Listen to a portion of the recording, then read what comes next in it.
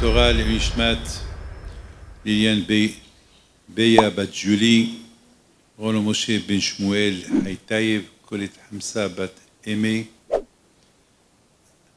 Achille Sassi Ben Shalom, Beida Bat Tova, Perla Bat Mzouda Robo, Doli Zerdouda Bat Irène Sultana Taïta Haddad, que Hachem repose leur âme en paix.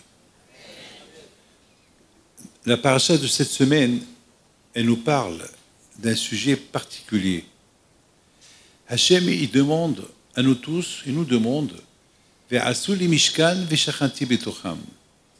Hachem, il veut qu'on lui fait une maison, une résidence pour lui. Alors écoutez bien, Hachem, il veut qu'on lui fait une maison. C'est lui qui nous donne des maisons. C'est lui qui nous donne ce qu'on a besoin. Et maintenant, il veut que nous, on lui fait. Est-ce que nous, on est capable de lui faire? On peut. Qu'est-ce qu'on peut faire pour Hachem? Déjà, Hachem, il ne nous doit rien. Il ne nous doit rien. Tout ce qu'il fait pour nous, c'est par pitié. Il ne nous doit rien du tout.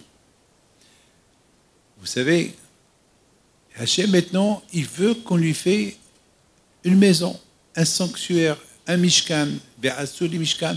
Vous savez ce qu'il dit? Je vais résider en vous. Et c'est ça, mes amis, ce qu'on va essayer de comprendre. Comment, même Moshe Rabbeinu, il s'est posé cette question. Moshe Rabbeinu, il a posé une question à Hachem. Il a dit à Hachem, comment on peut te construire une maison? Comment on peut te construire une maison? C'est impossible. Hachem, comment on peut te construire une maison? Est-ce qu'il y a une place pour Hachem? Malé kol haaretz kevodo. Hachem, il est partout. On ne peut pas construire une maison dans le feu, à l'intérieur du feu, elle va brûler. Alors comment on peut construire une maison à Akadosh Baruch Hu? Et en plus, ce que Hachem il dit, Veshachanti betocham, et je vais résider en vous. Vous réfléchissez un peu. Comment on découvre Hachem? Comment on fait teshuva? Tout à l'heure, j'étais en train de boire ma soupe, je m'excuse, et je pensais, c'est en hiver, on a besoin de la soupe. Voilà. Et à quoi je pensais? Mais comment l'être humain, il fait teshuva? Comment un homme, soudainement, il fait pénitence. Il dit Hachem, hatati, aviti. C'est pas de la rigolade. Vous savez, chaque matin, on prie. Chaque matin, on fait hatati, aviti, pachati, Hachem, j'ai fauté, papa. Et on le dit. Mais est-ce qu'on le pense? Est-ce que vraiment on pense que j'ai fauté? Est-ce que vraiment on le pense? Est-ce qu'on n'est pas des perroquets que chaque matin on répète la même prière? Peut-être on se comporte comme des perroquets, une répétition. Mais non, Hachem, il ne veut pas qu'on répète les choses sans vraiment le sentir. Lorsque quelqu'un il se marie, c'est parce qu'il aime sa femme. Lorsqu'on a un enfant, est-ce qu'on lui montre qu'on l'aime? On a le bébé, voilà, on l'aime. C'est pas de la rigolade, aimer un enfant. C'est parce que c'est mon fils, c'est mon sang. Alors mes amis, comment un être humain il peut arriver à dire vraiment, Hachem, j'ai fauté devant toi, excuse-moi, papa. Comment? Est-ce que c'est vraiment, il le sent? Est-ce vraiment, ça vient du fond du cœur? Ou bien c'est simplement une répétition? Il répète des choses qu'il dit chaque jour. Mes amis, première question. Deuxième chose, comment on peut aimer Hachem? C'est des choses que beaucoup de fois on ne pense pas. Et pourtant, dans le schéma, on dit, il faut aimer Hachem, ton Dieu. Avec ton cœur, avec ton argent, avec ton âme. Est-ce vraiment on l'aime? Ce n'est que des paroles. Ah, mes amis, cette semaine, j'ai écouté 2 histoires. Vous savez, Akadosh Baruch Hu, il nous a montré des choses extraordinaires. Il y a un ami à moi qui habite aux États-Unis, que depuis Simchat Torah, vous vous rappelez Simchat Torah? On n'oublie pas Simchat Torah. Depuis Simchat Torah, lorsqu'il y a eu ce qui s'est passé. Jamais j'oublierai ce matin, j'étais assis là-bas, et Rav Pinhas Abitan, il me dit, Rabbi David, il y a des petites choses qui se passent à Gaza. Lui-même, il ne savait pas, personne ne savait. Vous croyez que c'était rien que Shemishmor déjà, Dieu se sait ce qui s'est passé. Alors, j'ai un ami que depuis Simchat Torah, tous ceux-là qui ont survécu la Nova, alors il organise des Shabbats pleins sur son compte. Il y a un monsieur qui a réussi dans la vie, et maintenant il fait un cadeau, il veut rapprocher les gens. Alors presque une fois par mois, il fait un grand Shabbat à Yerushalayim, dans les meilleurs hôtels, et il les invite, il invite aussi des rabbins, pour que ces juifs-là, ils découvrent c'est quoi Shabbat. J'ai connu, alors j'étais là-bas l'année dernière à Simchat Torah. Non, pas oui, cette année, pardon, non. Je pense cette année. Oui, cette année à Simchat Torah, je vous donne un parole d'honneur, j'ai vu là-bas des gens que j'ai pas compris ce qu'ils font ici. Ils sont tous tatoués, ils étaient loin de la religion. Il y avait même des juifs du Maroc. Plus ou moins les juifs du Maroc, quand même. J'ai pas compris. Je lui dis comment. Il y avait même, je peux pas dire le nom, il y avait même le petit-fils d'un grand sadique du Maroc. Lui aussi, tout tatoué. Et lui aussi, il était l'année dernière à Simchat Torah, à Nova. Et maintenant, il se rapproche. Alors, il y avait une femme. L'année dernière, la Parasha Mishpatim. Écoutez, alors Parasha Mishpatim, c'était la semaine dernière. Donc l'année dernière, c'était, je pense, aux environs de, comment ça s'appelle, le mois de mars, début mars, comme ça, pardon, non, février, la Parasha de Mishpatim. Et elle est venue, elle était invitée par ces Américains à passer un Shabbat. Et elle a un fils qu'il est malheureusement kidnappé, c'est un otage. Et bien sûr, elle ne sait même pas s'il est vivant, s'il est mort. On ne sait pas, vous savez très bien, on ne sait pas qui reste vivant, qui est mort. Comme pendant toute l'année, on croyait que les Bibas, ils étaient vivants. Et malheureusement, depuis l'année dernière, depuis le mois de novembre, l'année dernière, ça fait un an déjà, presque plus d'un an, qu'ils ont été sauvagement assassinés, sans que personne ne le sait. On se doutait, mais on n'a pas le droit de se douter. Il faut être sûr, jusqu'à qu'on a une certitude. Donc les pauvres, cette famille-là, eux-mêmes, ils ne savaient pas quel est le sort de leur fils. Ils ne savaient pas. C'était la Parasha Mishpatim. C'était émouvant avec le monde qu'il y avait. Ils se sont réchauffés avec le Shabbat. Elle, jamais dans sa vie, elle a fait Shabbat. Jamais, jamais, jamais. Ils ne savent pas c'est quoi Shabbat. Habiter en Israël, juif, ils ne savent pas c'est quoi Shabbat. Le contraire, ils se moquaient des gens qui font Shabbat. Parce que pour eux, Shabbat, c'est le jour de la plage, Shabbat, c'est le jour des achats, Shabbat, c'est le jour qu'ils peuvent faire ce qu'ils veulent. Et pas Shabbat, enfermé à la maison, manger, dormir, et aller à la synagogue, étudier, écouter le cours de Torah. Ça, c'est loin d'eux. Et puis, elle a goûté ce Shabbat. Vous savez c'est quoi Shabbat? Shabbat, c'est Gan Eden. On appelle Shabbat Me'en Olam Haba. C'est quoi Me'en Olam Haba? Comme Olam Haba. Pas Olam Haba. Olam Haba, c'est l'autre monde. L'autre monde, on ne sait pas. Personne n'est venu de l'autre monde pour nous dire c'est quoi l'autre monde. On ne sait pas. Mais nos sages, ils disent que l'autre monde, c'est le goût. C'est le Shabbat, tu sens un pourcentage de l'autre monde. Un pourcentage. Mais ça, c'est pour ceux qui le respectent. Pour ceux qui ne le respectent pas, bon, pour eux, Shabbat, c'est le jour du shopping. Shabbat, c'est un jour normal. Elle a goûté Shabbat. Et lorsqu'elle a goûté Shabbat, elle a promis devant tout le monde, samedi soir, l'année dernière, que si son fils, il est vivant, et que elle le voit, alors elle fait un vœu. À partir de maintenant, elle commence à faire Shabbat. Elle a pris sur elle depuis l'année dernière de faire Shabbat à partir de l'année dernière. Alors, elle a commencé à respecter. Donc, elle a porté Shabbat chez elle à la famille.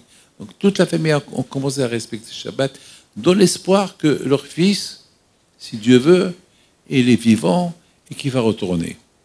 Alors maintenant, 6 mois plus tard, elle est venue encore, elle a été encore invitée à ce Shabbat, mais là, elle est venue autant qu'une femme avec sa famille qui respecte déjà Shabbat. Alors quelqu'un lui a dit, et si jamais ton fils n'est pas vivant, qu'est-ce que tu vas faire? Tu vas tout lâcher? Elle a dit non. Mais tant que j'ai goûté Shabbat, je ne lâcherai pas. C'est fini. Mes amis, ça c'était l'année dernière, la paracha Mishpatim. La semaine dernière, c'était la paracha de Mishpatim. La semaine dernière, il était parmi les 4 vivants. La paracha Mishpatim. Shabbat. Elle a pris sur elle ce qu'elle a pris, ben elle n'a pas été déçue de HaKadosh Baruch Hu. Et son fils. Combien de fois il a été épargné de la mort. Mes amis, comment cette femme, elle a pris sur elle de respecter Shabbat? Et la deuxième chose, comment, lorsqu'ils lui ont posé la question, et si maintenant on te dit que ton fils il n'est pas vivant, qu'est-ce que tu vas faire? Eh ben, elle a dit, eh ben, ce que je vais faire, mettons que j'ai goûté Shabbat, comment ça arrive? Comment quelqu'un qui ne sait pas, quelqu'un loin de la religion, comment le goût du Shabbat, comment cette femme-là et toute sa famille ont tout lâché pour Hachem? Eh ben, mes amis, c'est ça la preuve que Hachem y réside dans chacun de nous. C'est ça la preuve qu'on n'est pas seul. En nous, il y a Hachem, il y a HaKadosh Baruch Hu. Et HaKadosh Baruch Hu, si nous on veut, eh bien, il se réveille en nous. C'est avec nous on veut. C'est avec nous on montre un désir. C'est vrai qu'on montre qu'on veut. Comme on dit, Hachem il dit, ouvrez-moi une petite porte pour rentrer en vous, et moi je vous ouvre une grande porte. C'est tout.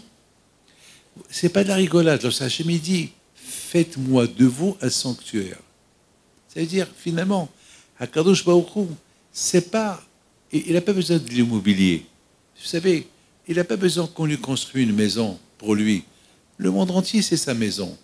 Hachem, il veut que de nous, on fait de nous une maison pour lui. Et que lui veut résider en nous. Et c'est de là, ça vient la émouna. Et c'est de là, ça vient le désir pour aimer HaKadosh Baruch Hu et tout. Vous croyez que c'est facile? Je vous raconte quelque chose de magnifique. Parmi les otages, il y a un, je ne peux pas dire son nom, M. Sigel. Sa fille, elle dit combien son père était loin de la Torah et tout. Il a découvert Hachem, et il a découvert Hachem dans les tunnels. Le pauvre était seul pendant toute l'année. Et pendant toute l'année, ils l'ont manipulé peut-être pour insulter sa religion, pour dire que sa religion, elle est nulle. Et il a tout subi, et physique, moral. Et ils lui ont dit que tout Israël n'existe plus. Ça y est, elle a été éliminée. Le pauvre, imaginez-vous dans quel état il était. A priori, la seule chance qui pouvait l'aider, si il leur dit, eh ben, je vais être comme vous. Mais ce monsieur-là, il s'est rappelé, lorsqu'il était jeune, il s'est rappelé que il faisait les brachot au Heder, il était à l'école. Entre-temps, il a tout lâché, mais le rappel du passé il y a 50 ans ou 60 ans, il a commencé à s'attacher, à s'accrocher à HaKadosh Baruch Hu. Il a dit, sa fille, il dit que le père, il leur a dit, la seule chose qu'il avait envie, c'est rien que de faire le kiddush à la maison, le kiddush au Shabbat. Mais d'autre côté, il croyait qu'Israël n'existait plus. Mais lui, dans sa tête, il avait toujours l'espoir. Mes amis, lorsqu'on est dans le désespoir, lorsqu'on est dans le mal, on ne pense pas à la religion. Mais lui, qu'il était loin de la religion, eh ben, la religion, elle s'est réveillée en lui. Ça veut dire ce qu'on appelle Hitgalut ha'ilakit, Pnimit. Ça veut dire le dévoilement d'Hachem à l'intérieur de chacun de nous. Parce que chacun de nous, il a une neshama. Chacun de nous, il a cette neshama à l'intérieur de lui. Parce que chacun de nous, c'est un sanctuaire pour Akadosh Baruch Hu. Que ce soit une femme, que ce soit un homme. C'est comme cette femme-là, qui vient me voir il y a quelque temps, qu'elle n'a que des garçons. Elle n'a que des garçons. Elle n'a que des garçons. Elle me dit, Rabbi David, chaque fois que je demande de bracha, j'ai une fille, j'ai un garçon. Alors je dis, alors c'est mieux de ne pas demander de brachot. C'est mieux, ne demande pas. Puisque tu n'as que des garçons, ne demande pas. Mais il me dit, mais attends, Rabbi, je veux des filles. Je dis, Asat Hashem, alors prie. Il dit, maintenant, je prends de l'âge. Et je veux des filles, je veux 3. Je veux 3. Quand tu fais ici du commerce avec le bon Dieu, tu veux 3. Il me dit, oui, pourquoi pas? Pourquoi Hachem, il peut tout faire? On nous a dit que lorsque les Juifs, ils ont quitté l'Égypte, eh ben, il y avait des femmes qui ont mis au monde plusieurs enfants, filles et garçons à la fois. Et en plus, on dit qu'avant que Mashiach va venir, il faut que tous les âmes qu'il y a là-haut, il faut qu'ils descendent. Alors moi, je suis prêt, je veux 3 filles. J'ai vu cette émona qu'elle a, cette femme. J'ai dit, cette femme-là, avec cette émouna qu'elle a, eh ben, elle peut avoir les 3 filles. Je dis, madame, avec cette émouna que vous avez, alors, prie Hachem. Moi, je ne peux rien faire pour vous. Moi, chaque fois que je vous ai béni, vous avez eu un garçon. Alors, c'est mieux. Restez, priez pour soi-même. Voilà, vous êtes. Eh bien, mes amis, elle n'a rien dit à personne. Il y a quelque temps, je la vois venir, je la vois arriver avec un grand sourire. Alors j'ai dit, c'est là, 100%, elle va m'annoncer une bonne nouvelle parce qu'elle est rentrée sûre d'elle. Elle est rentrée sûre d'elle. Elle s'assoit, elle regarde son mari, elle dit, alors, dis-lui ce que j'ai. J'étais un peu en suspense. Qu'est-ce qu'ils ont à me dire? Ben, Rabbi David, Baruch Hashem, elle est enceinte, elle a 3 filles. Voilà. Alors, je la regarde, et la semaine dernière, elle les a eues. Mais ça, je vous parle, il y a 3 mois, lorsqu'il est venu me l'annoncer. Ça veut dire que Hachem, il est à côté. Écoutez bien ce que je vais vous dire. La Torah dit, par exemple, je vous prends l'exemple d'Avraham Abinu. Écoutez bien. Avraham Abinu s'écrit sur lui, les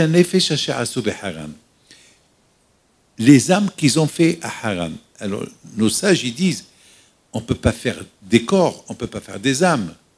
Alors, la Gemara, elle répond, Avraham Abinu, il a converti les athées à croire en Dieu. Hier, ils ne croyaient pas en Dieu.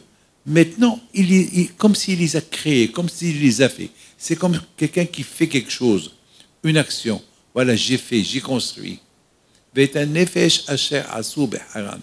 Ils ont fait. Eh bien, mes amis, lorsque les Juifs, ils ont reçu la Torah, avant qu'ils l'ont reçue, Hachem, il dit à Moshe Rabbeinu, demande-leur est-ce qu'ils veulent la Torah. Qu'est-ce qu'ils ont répondu? Na'ase v'nishma. On fait et on entend. En général, on entend et puis on fait. Mais eux, ils ont dit Na'ase. On fait. Tu fais quoi? Eh ben, ce que Hachem veut, on fait. Je veux faire. Voilà, j'accepte la Torah, je vais la faire.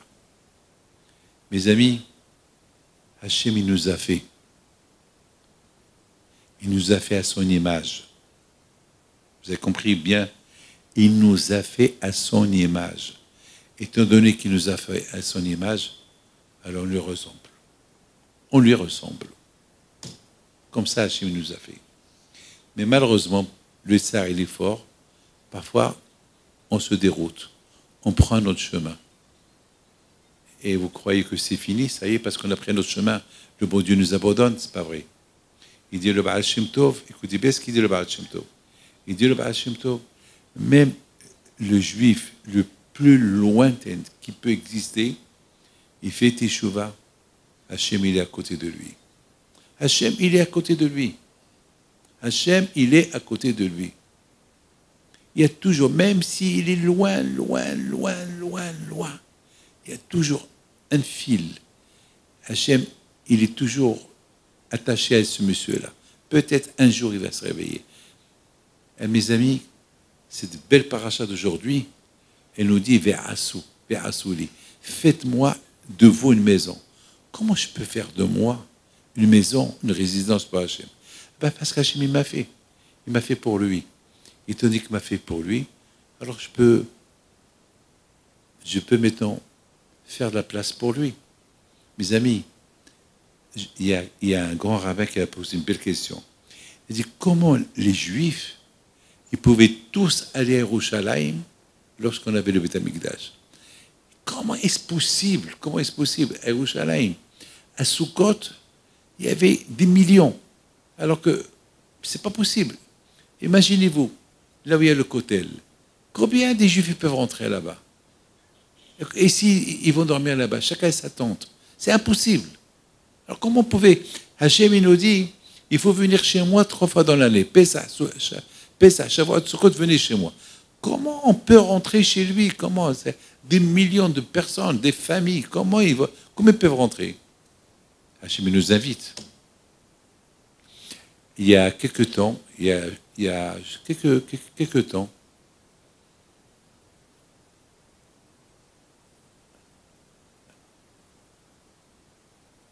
toute la famille devait, mes enfants, et les enfants, et leurs femmes, tous, ils devaient être chez nous à la maison. À un moment donné, ma femme, elle me dit, mais comment tout le monde va rentrer? Comment on va faire? Il y a des familles. Comment on va faire? La réponse, elle est simple. Il y a de la place pour tout le monde. C'est de la famille. Pour la famille, il y a de la place pour tout le monde. C'est tout. C'est tout. Peut-être, pour un étranger, il faut qu'il trouve une place. Mais pour la famille, c'est pas grave. Tes enfants, ils peuvent aller rentrer dans ma chambre. Et voilà. Mais un étranger, je ne peux pas le faire rentrer dans ma chambre. Et on est tous la famille de HaKadosh Baruch Hu. Parce qu'il réside en nous. C'est de la folie ce que je vous dis. Vous savez comment Hachem, il nous a mis dans une place. On dirait que Hachem, il nous dit, je dépends de vous. Je laisse le ciel, je veux résider en vous. Vous. Mais comment, Hachem, toi, en moi? Mais moi, je peux pas. Comment? Mais tu es du feu. Et la réponse d'Hachem, mais c'est moi qui t'ai fait. Je sais comment je t'ai fait. Je t'ai fait d'une manière que je peux résider en toi. C'est comme mes amis, si je crée un papier, que même si je le mets dans le feu, il ne brûle pas. Quand prenez le papier d'aluminium, mettez-le dans le feu, il ne brûle pas. Ah ben, je dirais que nous sommes faits avec de l'aluminium. Avec quoi?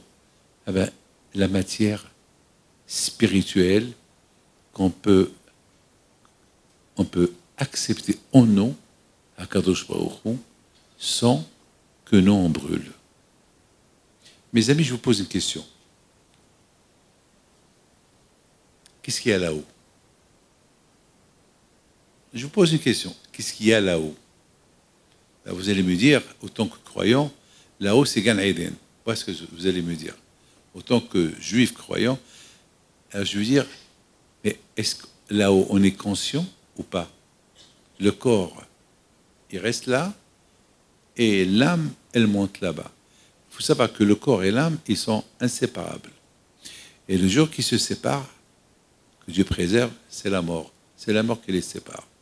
Mais tout le temps, ils sont en cohabitation. Ils habitent ensemble. L'âme, c'est quoi? Ben, l'âme, elle fait partie du bon Dieu. C'est ce qu'on appelle Helek Eloah Mimal. Elle fait partie d'Hachem. Hachem, de sa lumière, il l'a mis en toi. Elle ne te brûle pas. Elle ne te brûle pas. C'est Hachem qui l'entend. Déjà, l'origine, Hachem, il réside en toi déjà, par rapport à la Neshama. Mais maintenant, Hachem, qu'est-ce qu'il veut? La Neshama, Hachem, il nous a donné, c'est ce qu'on dit chaque matin. Chaque matin, on se réveille, on dit Hachem, merci, Modé, Ani Lefanecha, Melech Havekayam, She'ezata Beinish. Nishmati, merci Hachem que tu m'as rendu à la Neshama. Cette Neshama, que pendant la nuit j'étais mort, et maintenant voilà, merci, merci à Kadosh Baruch Hu, merci. Et après on dit, Elohai Neshama, Shinatata Bi Teora, merci Hachem, cette âme que tu as mis. Et Baruch Hachem, elle ne me brûle pas. Et la nuit, elle monte au ciel. Et le ciel, c'est le feu. Elle retourne dans mon corps. Elle ne me brûle pas. Et la Neshama, l'âme, elle fait partie d'Hachem. Mes amis, le corps, il ne se brûle pas de la Neshama. Pourquoi? Parce que c'est comme ça que Hachem, il a créé l'homme. Akadosh Baruch Hu, il a créé l'homme d'une manière que la Neshama, elle est adaptée à son corps.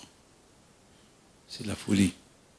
Donc, puisque la Neshama, elle s'adapte à mon corps, donc Hachem, il peut dire, David, eh ben, je veux faire de ton corps, je veux que tu fasses de ton corps ma résidence. Ben oui. Il n'y a pas de problème, Hachem. Je peux, je suis capable. Combien, mes amis, c'est rien qu'on pouvait imaginer, pas imaginer, rien que voir les choses claires, comme ça, les choses claires. Combien l'être humain peut être content. Il dit Rabbi Shimon Bar Yochai, alav shalom, si le juif il pouvait imaginer combien le bon Dieu il l'aime, le juif dans la rue il dansera. Il va danser. Les gens vont dire pourquoi tu danses? Il va leur dire eh ben, je suis tellement heureux que je suis la résidence de Hachem. J'habite. Imaginez-vous, mes amis, imaginez-vous qu'un roi ou un président, il vient chez vous à la maison. Rien qu'imaginez-vous. Bien sûr.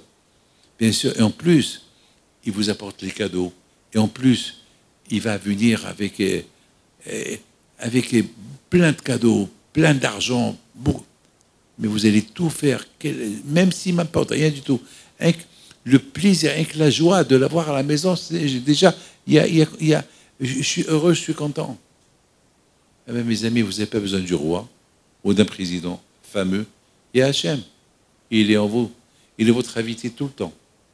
Et le contraire, Hachem, il veut que vous l'accueilliez bien. Alors, comment on accueille bien Hachem? À travers les mitzvot qu'il nous a donnés. Parce que Hachem, il voit qu'on fait les mitzvot d'une bonne manière. Alors, Hachem, il est content. Mes amis, je voudrais passer à quelque chose qui est très important. On a vu des miracles ces derniers temps. On habite en Israël, Baruch Hashem. On a vu des miracles. On a vu plein de miracles. On ne va pas commencer à détailler tous les miracles. On les voit. Aucun ne comprend comment nous, un tout petit pays,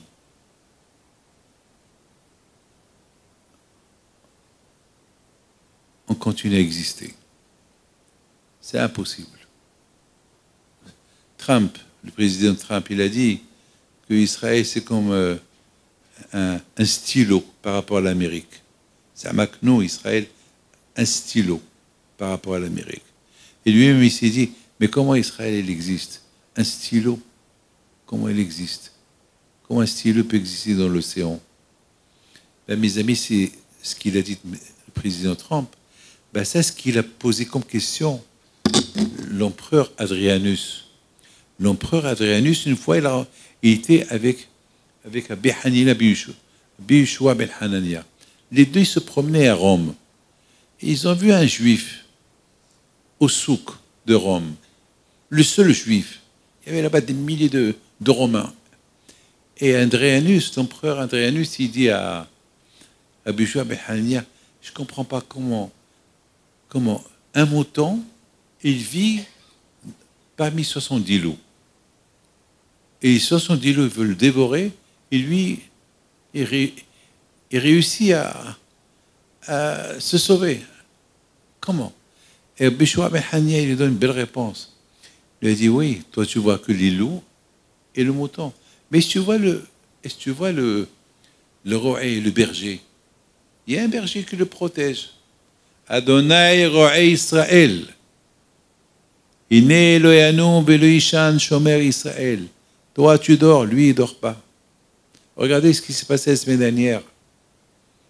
12 bus pleins d'explosifs qui devaient tous exploser à 9 h du matin. Et qu'est-ce qui s'est passé? Il s'est passé qu'ils ont explosé à 9 h du soir. Une erreur. Une erreur. Ils ont mal réglé. Ce n'est pas une erreur. C'est Hachem qui les a. Je ne sais pas, c'est Hachem. C'est Akadosh Baruch Hu. On vit avec des miracles. On vit. Je vois, mes amis, beaucoup de gens qui font la Aliyah ces derniers temps. Et je leur pose la question, mais qu'est-ce que vous venez faire ici? Mais ça va mal, il y a la guerre, on est plein. Vous savez qu'ils me répondent? Ben, on ne comprend pas. Eux-mêmes, ils ne comprennent pas. Eux-mêmes, ils ne comprennent pas. Vous avez de la chance d'être là. Baruch Hashem, c'est vrai, c'est dur Israël. Très dur. Ben, Rabbi Shimon Bar Yochai, il dit que 3 choses, on acquiert 3 choses avec souffrance. Habiter en Israël, c'est très dur. Il faut l'aimer. Si tu ne l'aimes pas, il ne t'aime pas. Et même si tu l'aimes, il faut accepter les souffrances d'Israël. La Torah aussi. Pour acquérir la Torah, il faut souffrir. Shabbat, il ne faut pas travailler Shabbat. C'est kasher. Et ceci, ça c'est interdit, ça c'est interdit, ça c'est interdit. Tout est interdit, alors pends-toi.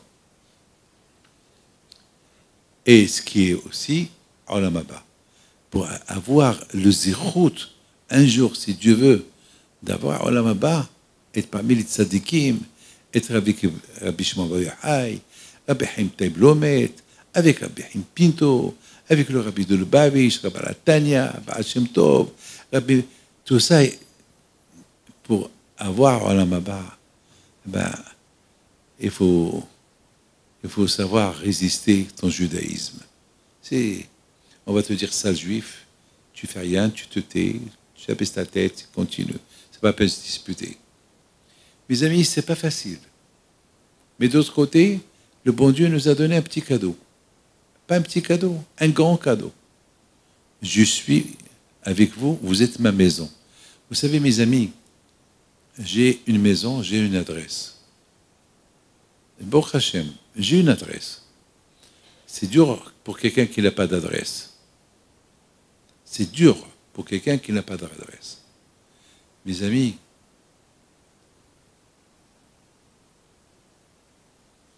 dans ce monde-là, j'ai une adresse. Mais après 120 ans, est-ce que j'ai une adresse là-haut? C'est là-haut, c'est énorme.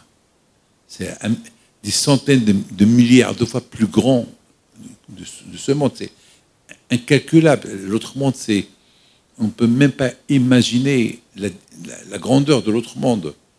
Mais est-ce que dans tout ce monde là-haut, j'ai une adresse? Ici en Israël, j'ai une adresse. J'ai une adresse. Mais là-bas, est-ce que j'ai une adresse? Ah ben, mes amis, si dans ce monde-là, Hachem, il avait ton adresse, et lui, il réside en toi autant que une personne qui l'a invité à résider en toi, donc ton adresse là-haut, avec Hachem, tu as déjà l'adresse. Mais tout dépend de l'adresse ici pour avoir l'adresse là-haut. Et comment savoir si tu as l'adresse ici? Si on voit Hachem, si toi tu t'es construit pour Hachem. Alors Hachem, il a ton adresse. Hachem, il te dit, tu m'as donné une adresse, alors moi aussi je te donne une adresse. C'est ce qu'on appelle, tu me donnes, je te donne. Mais tu me donnes rien. Alors lui aussi ne te donne rien du tout. Donc, après 120 ans, où tu vas? Il n'y a pas d'adresse. S'il n'y a pas d'adresse, tu sais où ils vont les gens où ils n'ont pas d'adresse. Un homeless, il n'y a pas d'adresse. Mes amis, lorsque les bénis d'Israël étaient en Égypte, soudainement, après quelques années d'esclavage, ils ont tellement souffert que c'est écrit que Vaïtsaakou, ils ont appelé Hachem. Ils ont appelé Hachem, ils ont imploré, appelé Hachem. Comment ils sont arrivés à appeler Hachem? Comment ils sont arrivés à appeler Hachem? Eh bien, mes amis, parce que chacun de nous, au moment que la personne, il souhaite, il peut avoir une révélation personnelle que Hachem se dévoile en lui. Et Hachem, il lui montre le chemin à prendre. Comme Abraham Abinu. Abraham Abinu, il ne savait pas s'il y avait un Dieu ou pas. Il ne savait pas, il avait 3 ans. Mais tout seul, il a découvert Hachem.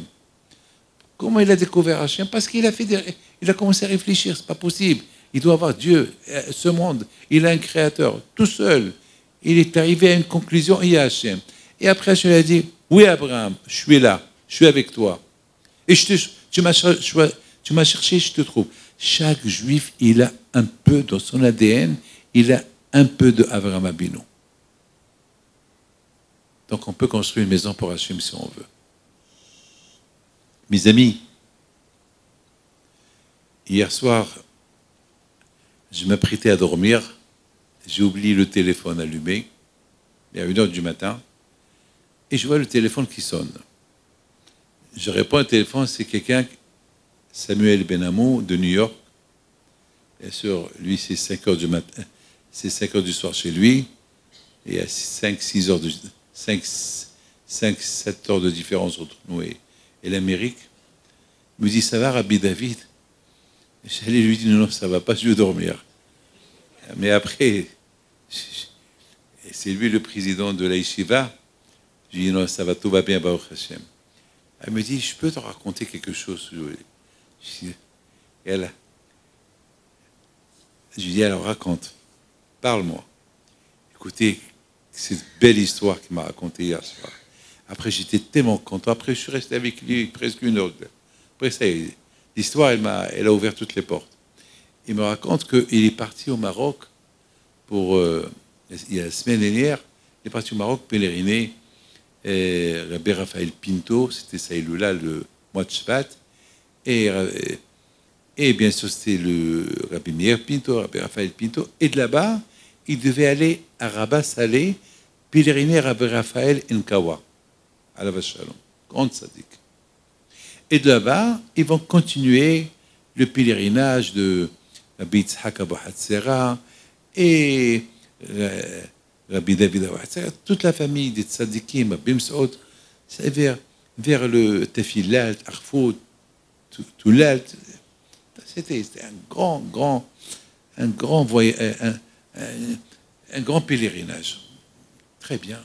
Alors, me dit Rabbi David, je ne sais pas, on est parti pèleriner tes oncles, Rabbi Raphaël, Rabbi Meir, au lieu qu'on parte tout de suite à Rabat Salé, et d'abord en France, on continue le pèlerinage, presque 12 heures, 13 heures, 14 heures de route, soudainement, comme ça, j'ai décidé de rester à Casablanca. Je dis, pourquoi? Il m'a dit, je ne sais pas.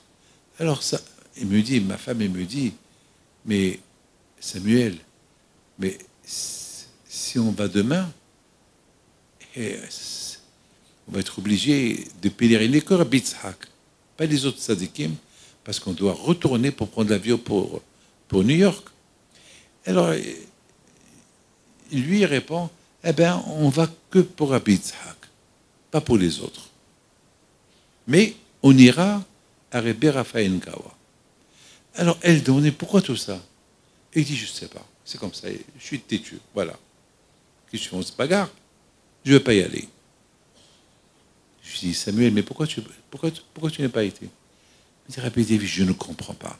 Il y avait ma tête qui me disait de passer la nuit à Casablanca. Alors je lui dis, alors maintenant, je voulais savoir là, alors qu'est-ce qui s'est passé? Alors il me dit, le lendemain, on est parti de Casablanca à Rabat Salé, 100 km de Casablanca, pèleriner Rabbi Raphaël Nkawa, grand tzaddik au Maroc. On est arrivé là-bas, on a pèleriné, et voilà, maintenant, on s'apprêtait pour prendre la route pour aller à Arfoud, Tafilat, à Bitzhak. Voilà. Et voilà, il y a une femme qui arrive. Une femme juive. Je vous en prie, est-ce que vous allez à Rabbi Yitzhak? Une femme. Alors, il dit, oui, vous êtes. Ben, depuis hier, je suis là. J'ai dormi ici, dans les alentours. Depuis hier, j'ai fait rendez-vous avec des gens qui devaient aller à Yitzhak. Ben, ils ne sont pas venus, je suis perdu. Ils m'ont planté ici, et je suis là. Et je ne sais pas comment faire. Et demain, je dois retourner en France. Samuel Benamou, il regarde sa femme. Il dit, tu vois, pourquoi hier, je ne suis pas venu? Parce qu'Hachem, il a voulu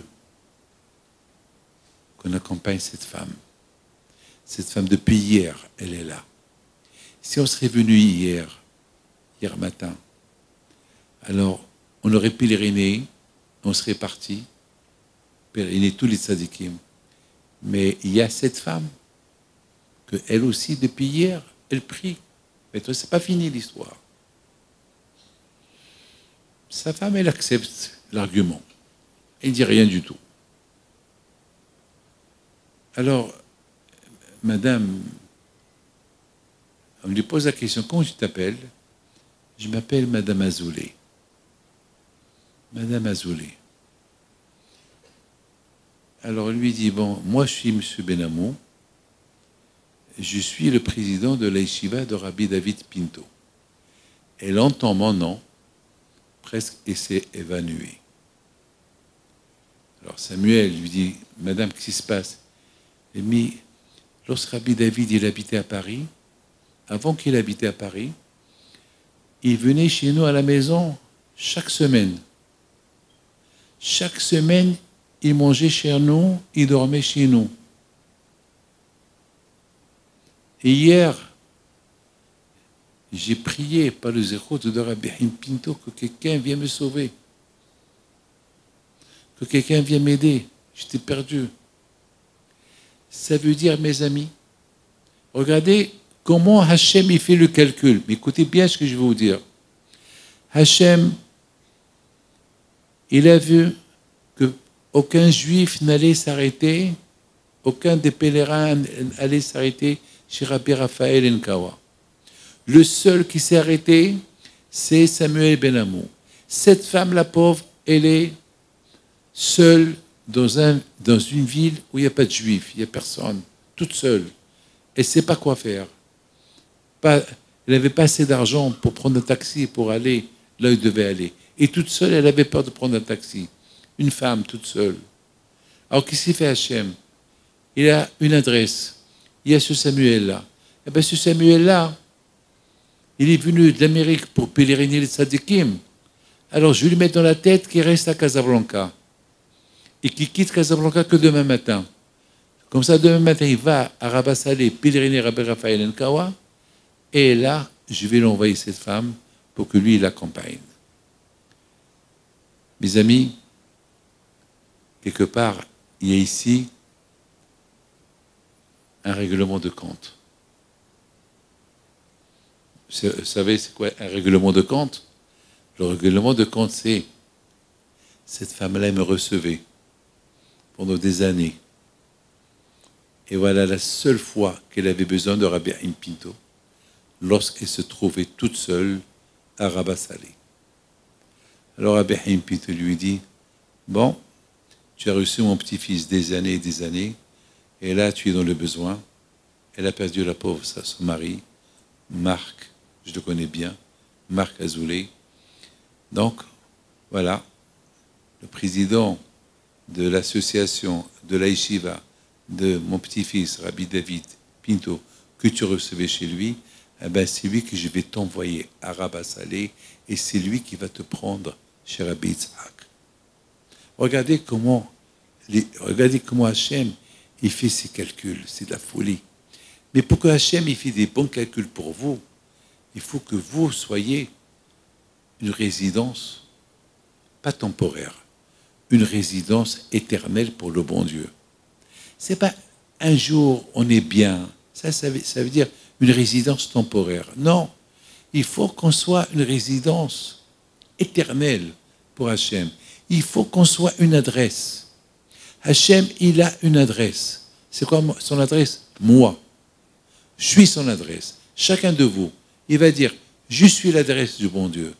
Alors quand il va vous dire, eh ben, vous m'avez donné une adresse, avec un numéro, avec une rue, avec tout ce que j'ai besoin, alors vous aussi, vous aurez mon adresse. Après 120 ans, c'est moi qui s'occupe de vous. Et voilà, mes amis, c'est comme ça. Et tout cela, c'est, on le voit dans la paracha de cette semaine. Quand il nous demande quelque chose qui nous paraît très dur. Il nous paraît très dur. Faites-moi une résidence et j'habiterai en vous. Quoi, moi, David Pinto, quoi, Hachem, il a rien à... Et le monde entier, c'est sa résidence. Quoi, moi? Ben oui. Parce qu'Hachem, depuis le départ, il t'a choisi, il t'a fait. C'est écrit dans la Torah.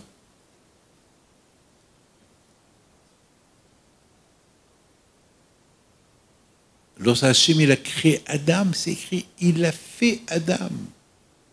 Il l'a fait à son image. Ça veut dire que moi, j'ai l'image du bon Dieu. Comment moi, David Pinto, quoi, j'ai l'image du bon Dieu?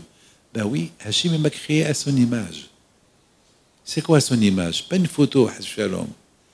Pas une photo. À son image, ça veut dire que j'ai toutes les forces.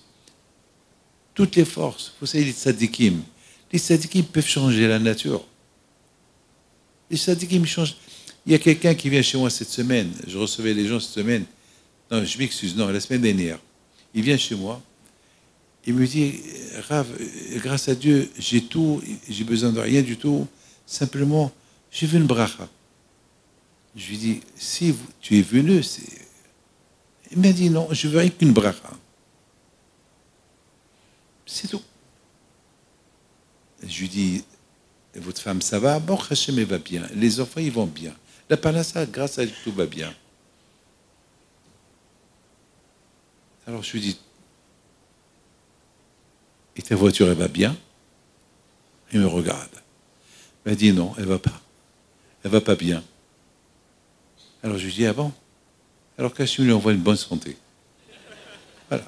Et je me suis rappelé de l'histoire d'un certain monsieur Lévy qui m'a raconté il y a une quarantaine d'années.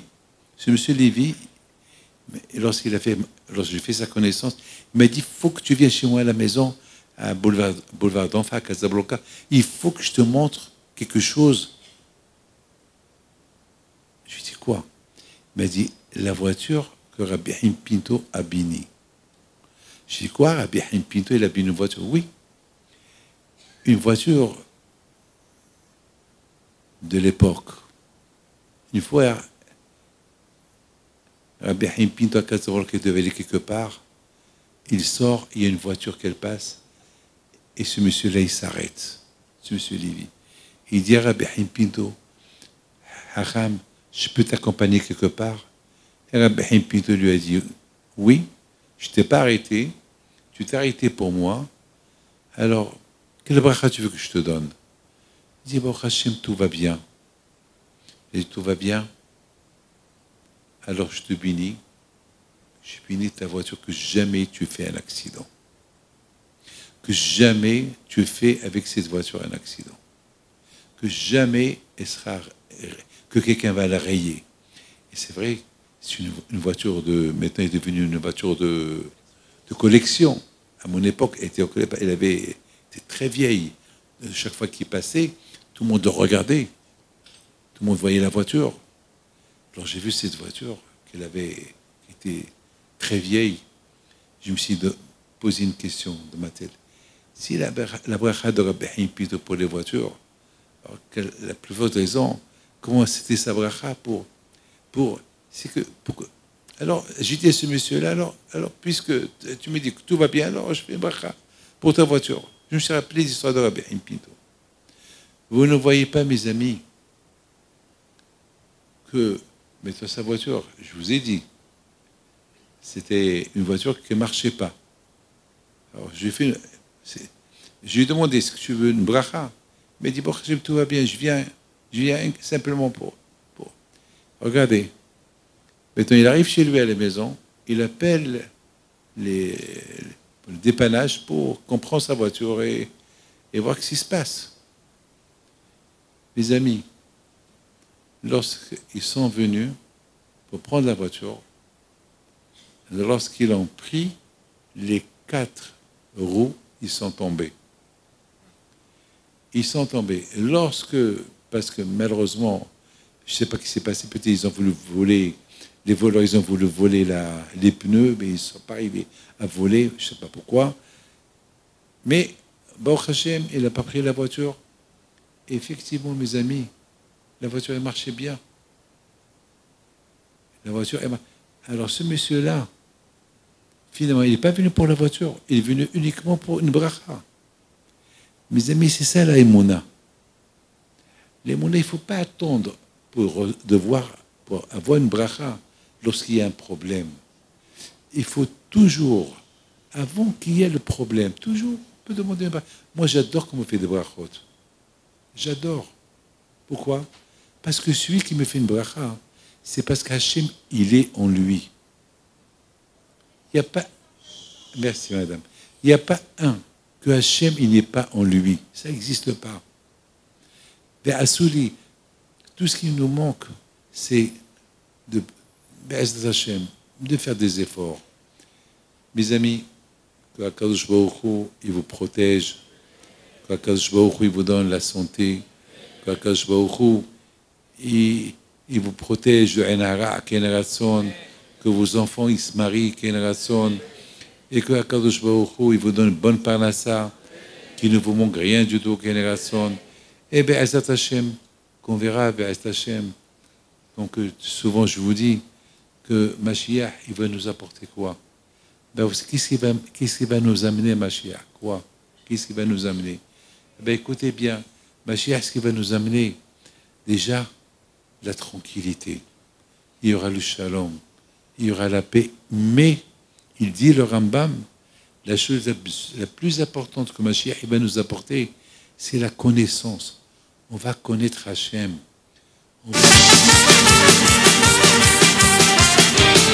C'est pas... Parce que même que Hachem il réside en nous, chacun, on n'est pas tous les mêmes. C'est pas facile d'être une résidence éternelle pour le bon Dieu. C'est pas possible. Malheureusement, on n'a pas ces capacités. Un jour on change. On n'est pas très permanent pour Hachem, on n'a pas trop le temps pour lui. Mais lorsque Mashiach il va venir, on va trouver tout le temps, tout notre temps, il va être pour lui. Ça va être que Hachem, il n'y a que Akadosh Baruch Hu. Ça va être le monde, il va changer, les choses vont être différentes. Aujourd'hui, on fait un travail. Maintenant, on fait un travail. Vous savez, je m'excuse, je vous pose une question. C'est quoi le plus important? Maintenant ou après? Bien sûr, vous allez me dire, eh ben, on préfère après. Mashiach. Eh ben, écoutez très bien. Ce Mashiach, il va venir, on va recevoir tout gratuit. Mais si Dieu veut, la chose la plus importante, c'est de maintenant. On ne veut pas du gratuit. On veut le mérite. On veut, Be'ezat Hashem, qu'on découvre Hashem. Et après, tu vas le découvrir encore 1 milliard de fois plus. Déjà, on doit faire un effort. Hachem, il nous a donné les kilim. Hachem, il nous a donné des forces. Il nous a donné des forces, des connaissances, tout. Prenez un chat ou un chien ou un animal. S'il perd son père, il va faire Kaddish pour lui. Non. C'est un animal. Une fois, j'ai vu un petit film. Quelqu'un m'a dit, Rabbi David, viens voir comment la lionne, elle est cruelle. Il m'a montré un petit film, comment la lionne, elle était avec 2 bébés. Un, il était en bonne santé. Donc, vous savez, lorsqu'ils sont nés, pendant quelques semaines, ils sont aveugles. Après, maintenant, ils voient, ça y est, ils peuvent marcher maintenant. Un était en bonne santé, l'autre était un peu malade, il ne bougeait pas trop. Qu'est-ce qu'elle fait, la lionne? Elle donne à celui qui a la bonne santé, elle lui donne à boire. Et celui qui est malade, elle l'a lâché. Et au moment donné qu'elle devait quitter son endroit, elle a pris le petit lion qui est en bonne santé, mais elle n'est pas retournée pour le petit lion qui est malade. C'est la cruauté. Une maman va faire ça. Une maman réelle, elle va faire ça. Non, parce que c'est différent. On n'est pas les mêmes. Un animal, Hachem, il a mis dans sa tête une nature comment vivre. L'être humain, Akadosh Baruch Hu lui a donné une nature comment vivre. Regardez, c'est deux natures différentes. Deux natures différentes. Et la nature de l'être humain, c'est il parle, il réfléchit, il voit plus loin. L'animal, non. L'être humain, il se développe, il grandit. On se développe en grandissant. L'aïmouna, notre langage, tout, on se développe. Un animal, dès qu'il est né déjà, le zèbre, dès qu'il met au monde un petit zèbre, ça y est, déjà il marche. Déjà il marche, ça y est. Déjà il semble sa mère, il court déjà. Mais un bébé, non. Ça lui prend 9 mois, 1 an, à peine, s'il va se lever, il ne parle pas, et ça prend du temps.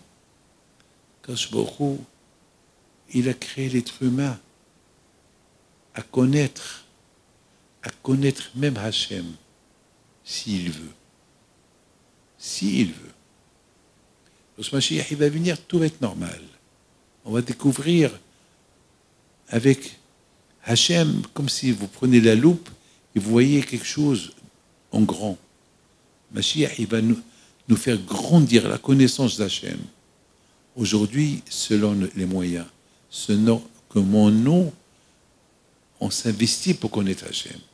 Mais on peut si on veut. On peut. On peut. Et on aura un grand mérite. Alors, qu'on aura le mérite de voir Mashiach et qu'on aura le mérite de voir nos enfants mariés, si Dieu veut, en bonne santé, une bonne panassa. Merci beaucoup à Rabbi Michael, mon fils, pour tout le travail qu'il fait. Ici, vous avez du zéchout, vous avez la chance d'avoir un Rav comme lui, Baruch Hashem, Anav, humble. Et Baruch Hashem, je suis très très fier de lui. Et beaucoup des fois, mes amis, tout le temps, je lui demande pour vous. Tout le temps, je lui demande qu'il me donne des nouvelles. Baruch Hashem, je suis fier de vous. Regardez cette belle communauté, comment elle a grandi en quelque temps grâce à lui. Et bien sûr, sans oublier Pinhas Habitant qui l'aide, qui est à côté de lui. Et le comité qui sont toujours fidèles au Makom, à l'endroit pour s'occuper de cet endroit. Et Bisrot Rabbihim, puis de soit avec vous. Amen. Voilà, maintenant vous allez vous lever 1 minute.